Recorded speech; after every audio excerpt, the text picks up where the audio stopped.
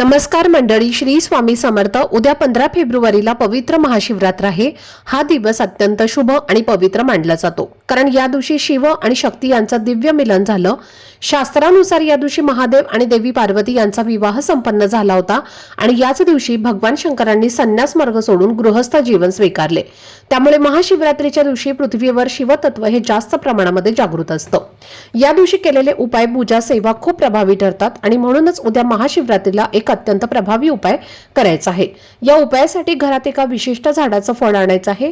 हे फळ घरात ठेवले की जीवनातील सर्व इच्छा आणि मनोकामना पूर्ण होतात, सर्व शत्रू नष्ट होतात, दुःख, अडचणी आणि दारिद्र्य दूर होतं आणि भगवान महादेवांचा आशीर्वाद सदैव आपल्यावर राहतो।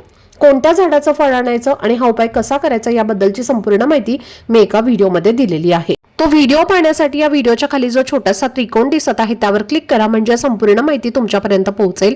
धन्यवाद। श्री स्वामी समर्थ।